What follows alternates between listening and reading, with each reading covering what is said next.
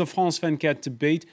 We're looking at Syria's new opposition after the forming of a wider umbrella group over the weekend in Qatar. With us to talk about it from Detroit in the United States, Barak Barfi of the New America Foundation. And here in the studio with us, Raaf Arfouch, editorial director of SyriaDeeply.org, which goes online when? Later this month. Later this month. All right. And the concept of SyriaDeeply.org is? It's a group of journalists and technologists and researchers that are coming together to try to bring some clarity into how we are telling the story and really trying to get to the heart of the matter in terms of very clear facts, because it's a very complicated situation with many players. All right, keep us posted for the launch date. Bruno Giraudon, video journalist, senior correspondent for public broadcaster France 2, who's been inside Syria on 3 occasions in the past 18 months. Thank you for being back with us. We were talking before the break about what the West is going to do. You were telling us in part one, Bruno, about how people are asking, when is the West going to intervene? Washington, by the way, taking its time before reacting. We haven't heard an official statement yet out of the State Department. Paris, though, quicker off the mark. We can show you a statement from the French foreign minister. France brings its full support so that this coalition may constitute a credible alternative to the regime of Bashar al-Assad. France pledging to work alongside its partners and within the Friends of Syria in favor of international recognition for this new entity as representative of the aspiration of the Syrian people. Raaf Arfouch, your reaction to the French reaction, saying this new umbrella group is good to go virtually. I mean, it's great that they're getting the recognition. As I said, it's a very positive step forward in a lot of infighting with previous attempts to create coalitions. And so for me, it's great. I just hope that support. I'm interested to see what shape that takes. I'm hoping, based on the fact of the lack of political experience, as was mentioned earlier, that maybe that support will take on a more mentoring role to help them navigate their new position and their new platform to communicate with the international community. I think if they help to specify what it is that they need and how the international community can help rally around that, that might be a really good step to help move this entire situation forward. Barak Barfi, in part one, you were voicing skepticism as to whether or not this new entity would, in fact, unite the Syrians. Do you think the French jumped the gun with that statement? It came out Sunday evening. We still have not heard, as we broadcast, a word out of Washington. Not at all. The French have taken the lead in this. Foreign Minister Alain Juppé, under the Sarkozy government, was the first one to call for Assad to step down. In 2011. The French have always taken the lead in this. They see themselves as being at the vanguard of this. So we should expect the French to be there, as well as the Americans try to take a backseat to their European partners in this venture. So that you think this is carefully orchestrated between Paris and Washington? Well, I wouldn't say it's carefully orchestrated, but I know that for France, it's a very, very important issue, whereas for the United States, it's one issue among many. And the United States, under the Obama administration, has been very hesitant to move forward in these Arab Spring revolts, specifically in Libya, where they didn't want to get involved in a third war against Muslims, whereas the French and the British were at the forefront of calling for NATO intervention at that time. So we're seeing basically a replay of what happened in Libya here and Syria as well. But it was last week, Hillary Clinton, the U.S. Secretary of State, when she effectively said that the Syrian National Council did not represent the legitimacy of the Syrian opposition, that really, analysts believe, helped to concentrate the minds in Doha. So the United States seems to still be the one that everyone is turning to on this. Of course, the United States is the one that everyone's turning to for political aid and political recognition and political legitimacy. But behind the scenes, it's the Europeans that are moving the process forward. The British and the French have been very active in first in Libya and now in Syria. So we're going to see this again. The Americans really don't want to get involved here. They have other interests. They have other activities that they want to focus their attention on. When you have a look at the situation, Mono, in the northern part of Syria, near the Turkish border, the French have even gone in with aid. I know they've been helping in some cases. And cynics are saying, well, they're trying to take the lead like they did in Libya. Do you get a sense of that when you were out there? I'm certainly not going to comment the French situation on that, working for a public channel. But I think the approach is very pragmatic, very interesting. To help, to go in towns and trying to help locally. What are the needs? How to organize for water, for telephone, for electricity, locally and also diplomatically. But what I found interesting is the way France is helping on the ground, select people to improve everyday life, which is what people ask for the moment. Trying to help improve everyday life. It's also working both ways, Barak Barfi, with both the French and U.S. On the ground, trying to filter which way, again, the guns are going. And is it a Sisyphean task trying to do so? Well, from what I understand, that the American intelligence services do have some people on the ground inside Syria, but there's not enough, and they really don't know which way the rebels are going, which way they're leaning, where exactly the weapons are headed. It's very, very difficult in situations like this, where the situation is so fluid, to get the grasp of the situation on the ground. Rahaf Harfouch, when you speak to relatives inside of Syria, what do they tell you?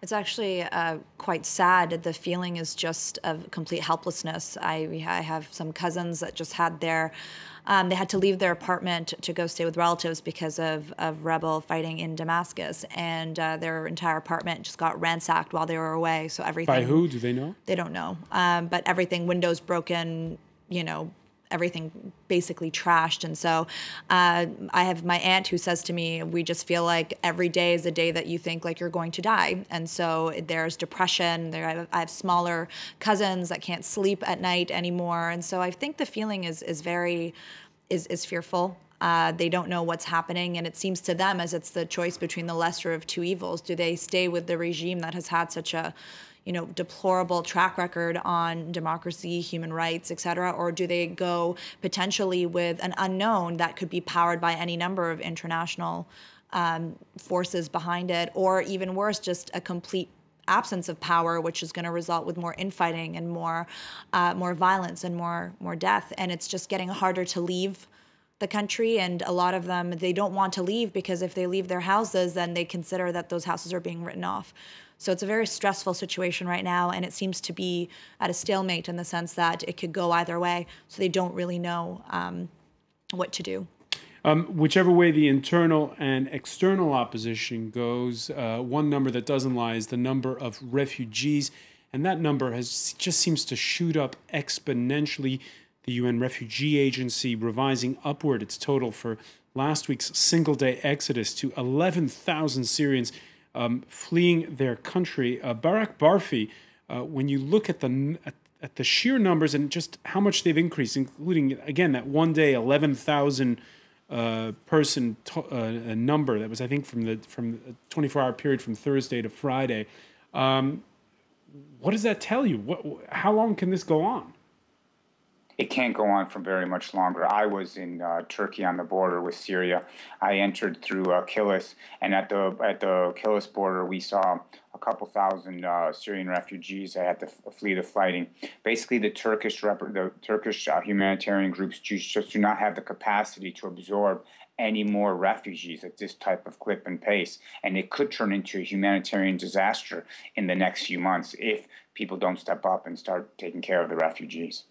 All right. Many of those heading to Jordan and Turkey, which once again this Monday got front row seats to the fighting with state helicopter gunships in action in the town of Ras Al Ain, which had fallen to rebels last week. When he spoke to Russia Today television, Syria's president last week accusing Turkey's Prime Minister, Recep Tayyip Erdogan, of instrumentalizing the conflict. He believes that if Muslim Brotherhood take over in the region, and especially in Syria, he can guarantee his political future. This is one reason. The other reason, personally, he thinks that he's the new Sultan of the Ottoman, and he can control the region as it was during the Ottoman Empire under a different, let's say, umbrella. A different umbrella. What does that say to you? That for him, this is again, the opposition is run by the Muslim Brotherhood with under Turkey's guise?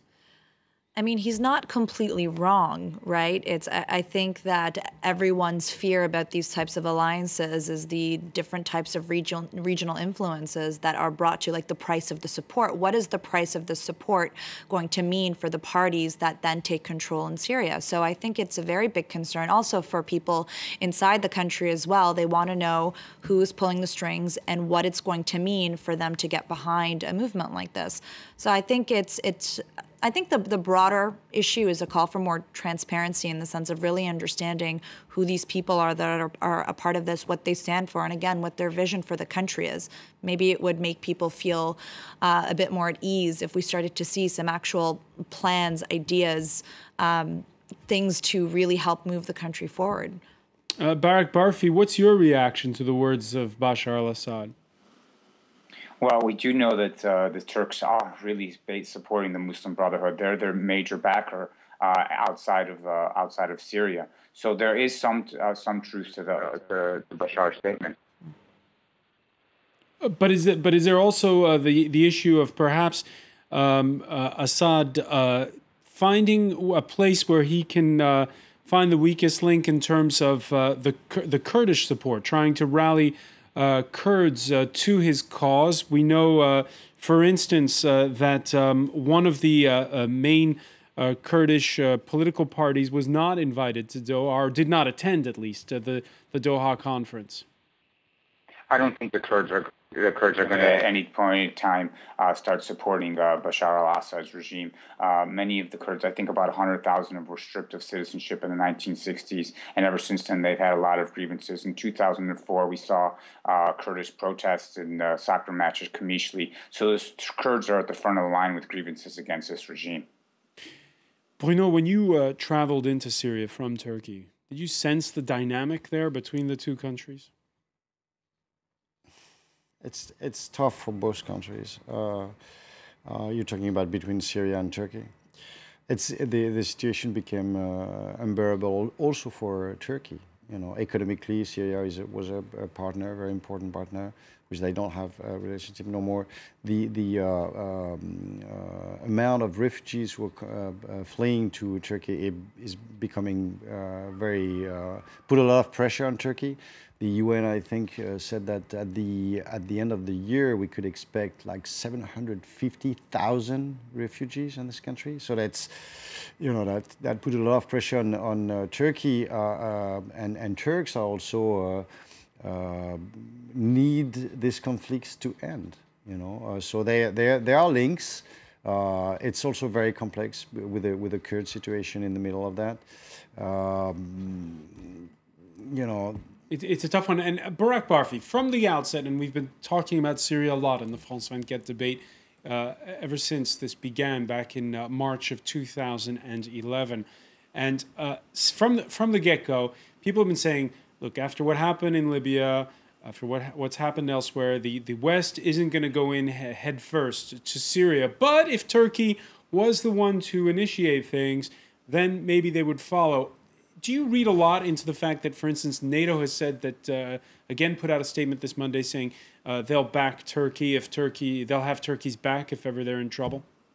Well, they have to, because Turkey is a NATO member, and the NATO members in the constitution of NATO, an attack against any NATO member is an attack against all other members of NATO. So they have legal international obligations to back Turkey if there is some type of conflagration between Turkey and Syria. But is the West secretly rooting for Turkey to take the initiative again? Well, I can't talk about any backhanded conspiracies because that's not something that I'm privy to. What about the fact that what should be, in your view, the statement that'll come out of the State Department when it does come? Well, the State Department is going to, and Washington will put out encouraging words about the announcement that the National Coalition is formed, and it will want to see more people from inside Syria being put on the coalition.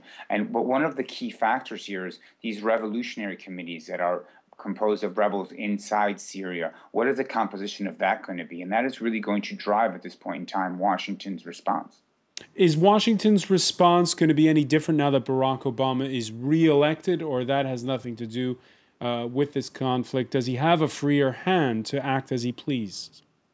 Gosh, that's a really tough question, Francois. Barack Obama inherited 2 wars from the George Bush administration.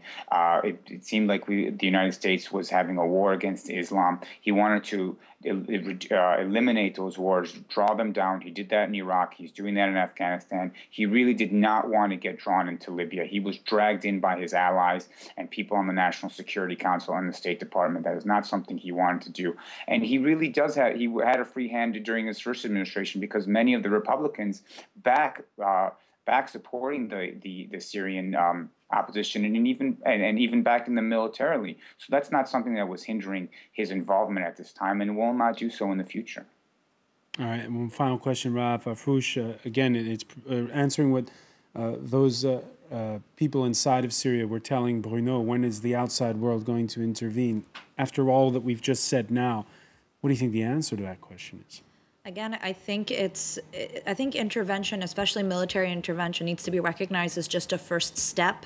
Once that intervention is complete, I think many people that I have spoken to, my family that's back home, are much more concerned with the long view, rebuilding, moving forward, as Bruno was mentioning, daily life, jobs, and savings. I've got many family members now that are living on their savings because there's just no work or it's too dangerous to go to work. So I think that we need to reframe the question as to not what the intervention should be, but how long and what form should the intervention be? Because military, again, is just one very small step. You're looking at a country that has been devastated by almost, a year and a half of conflict. And these are just, infrastructure, buildings that are being destroyed, businesses that have been shut down, children that have been out of school.